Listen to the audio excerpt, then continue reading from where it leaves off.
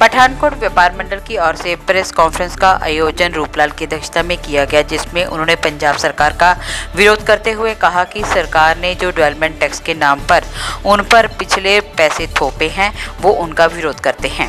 उन्होंने कहा कि सरकार व्यापारियों के साथ सौतेला व्यवहार कर रही है।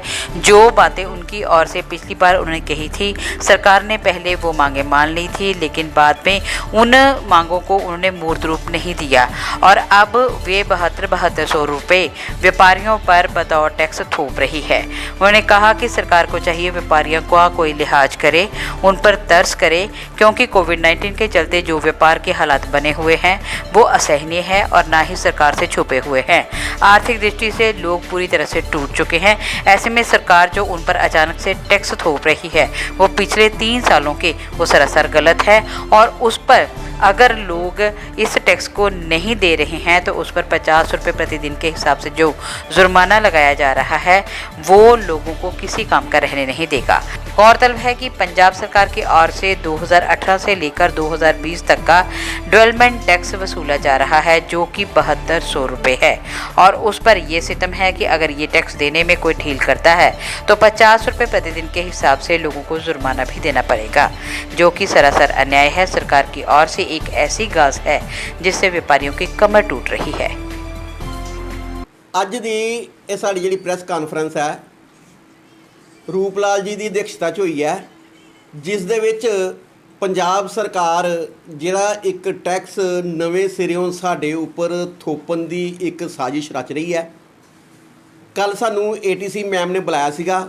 ਉਹਨਾਂ ਨੇ ਕਿਹਾ ਸੀਗਾ ਕਿ ਸਨ 18 ਦੇ ਵਿੱਚ ਪੰਜਾਬ ਡਿਵੈਲਪਮੈਂਟ ਟੈਕਸ ਨਾਂ ਦੇ ਨਾਲ ਇੱਕ ਟੈਕਸ ਬਣਿਆ, ਜਿਸ ਦੇ ਵਿੱਚ 18, 19, 20 3 ਸਾਲਾਂ ਦਾ ਇਕੱਠਾ ਤੁਹਾਨੂੰ 200 ਰੁਪਇਆ ਪਰ ਮਹੀਨਾ ਹਿਸਾਬ ਨਾਲ 7200 ਰੁਪਇਆ ਜਮ੍ਹਾਂ ਕਰਾਉਣਾ ਪਏਗਾ। ਉਸ ਤੋਂ ਬਾਅਦ 200 ਰੁਪਇਆ ਹਰ ਮਹੀਨੇ ਤੁਹਾਨੂੰ ਜਮ੍ਹਾਂ ਕਰਾਉਣਾ ਪਏਗਾ। ਜੇ ਨਹੀਂ ਜਮ੍ਹਾਂ ਕਰਾਓਗੇ ਤਾਂ 50 ਰੁਪਏ ਰੋਜ਼ ਦਾ ਤੁਹਾਨੂੰ ਜੁਰਮਾਨਾ ਪਏਗਾ। ਇਹਦੇ 'ਤੇ ਅਸੀਂ ਉਹਨਾਂ ਦੇ ਇਸ ਫੈਸਲੇ ਦਾ ਵਿਰੋਧ ਕਰਨੇ ਆ। ਪਠਾਨਕੋਟ ਵਪਾਰ ਮੰਡਲ ਇਸ ਦਾ ਵਿਰੋਧ ਨਹੀਂ, ਪੁਰਜ਼ੋਰ ਵਿਰੋਧ ਕਰਦਾ। ਅਸੀਂ ਸਿਰਫ ਵਿਰੋਧ ਇਸ ਕਾਰਨ ਨਹੀਂ ਕਰ ਰਹੇ ਕਿ ਟੈਕਸ ਸਾਡੇ 'ਤੇ ਥੋਪਿਆ ਜਾ ਰਿਹਾ, ਵਿਰੋਧ ਇਸ ਕਾਰਨ ਹੈ ਕਿ ਦੁਕਾਨਦਾਰ ਤਾਂ ਹਾਲੀ ਆਪਣੀ ਅੱਖ ਵੀ ਨਹੀਂ ਖੋਲ੍ਹ ਪਾਉਂਦੇ ਪਏ। ਦੁਕਾਨਾਂ ਹਾਲੀ ਪੂਰੀ ਤਰ੍ਹਾਂ ਖੁੱਲ੍ਹੀਆਂ ਹੀ ਨਹੀਂ। ਪਿਛਲੇ 1.5 ਸਾਲ ਤੋਂ ਤਾਂ ਸਾਨੂੰ ਇੰਨਾ ਕੁੱਬ ਪਏਦਾ ਕਿ ਅਸੀਂ ਆਪਣਾ ਆਪ ਸੰਭਾਲਣਾ ਸਾਨੂੰ ਔਖਾ ਹੋਏਦਾ। ਅਸੀਂ ਆਪਣਾ ਘਰ-ਬਾਰ ਕੀ ਸੰਭਾਲੀਏ, ਸਾਨੂੰ ਉੱਪਰ ਟੈਕਸ ਪਾਈ ਜਾਂਦੇ ਪਏ ਹੋ। ਹਰ ਜਣੇ ਨੂੰ, ਹਰ ਕਿਰਤੇ ਨੂੰ ਤੁਸੀਂ ਫੈਸਿਲਿਟੀਜ਼ ਦਿੱਤੀਆਂ। व्यापारी ने पिछले साल 3 फैसिलिटियां मंगियां, तुसीं वादे कीते, तुसीं वो भी नहीं पूरे कीते। असीं तुहानूं कहा ਸੀ ਬੰਦ दुकानां ਦੇ बिजली ਦੇ बिल माफ़ कर दो, तुसीं कहा कर दांगे, नहीं कीते। असीं तुहानूं कहा ਸੀਗਾ कि लिमिटां ਜਿਹੜੀਆਂ ਉਹਦੇ पर ਜਿਹੜੇ इंटरस्ट पै ਰਿਹਾ ਉਹ ਸਾਨੂੰ माफ़ कर दो, तुसीं ਮੰਨ गए कर दांगे, नहीं कीते। ਅਸੀਂ ਤੁਹਾਨੂੰ कहा GST ਦੇ ਰਿਟਰਨਾਂ ਲੇਟ कर दो, तुसीं ਮੰਨ गए ਤਾਂ ਵੀ ਨਹੀਂ ਕੀਤੀਆਂ ਔਰ ਉਲਟਾ ਸਾਡੇ ਉੱਪਰ ਟੈਕਸ ਪਾਈ ਜਾਂਦੇ ਪਏ ਹੋ। ਥੋੜ੍ਹਾ ਜਿਹਾ ਲਿਹਾਜ਼ ਕਰ ਲਓ व्यापारी ਦਾ। ਇਹ ਨਾ ਹੋਏ ਕਿ ਵੀ ਆਉਣ ਵਾਲਾ ਸਮੇਂ व्यापारी ਤੁਹਾਡੇ ਖਿਲਾਫ ਖਲੋ ਜਾਏ और ਇਹੋ ਜਿਹੀ ਖਿਲਾਫਤ ਆ ਜਾਏ ਕਿ ਤੁਸੀਂ ਬਾਅਦ ਵਿੱਚ ਮਨਾਉਣ ਵੀ ਹੋ ਤੇ ਮਨਾਓਏ ਨਾ। ਮੇਰੀ ਪੰਜਾਬ ਸਰਕਾਰ ਅੱਗੇ ਬੇਨਤੀ ਹੈ ਕਿ ਆਪਣੇ ਤੁਰੰਤ ਪ੍ਰਭਾਵ ਦੇ ਨਾਲ ਇਸ ਨੂੰ ਵਾਪਸ ਲਵੋ।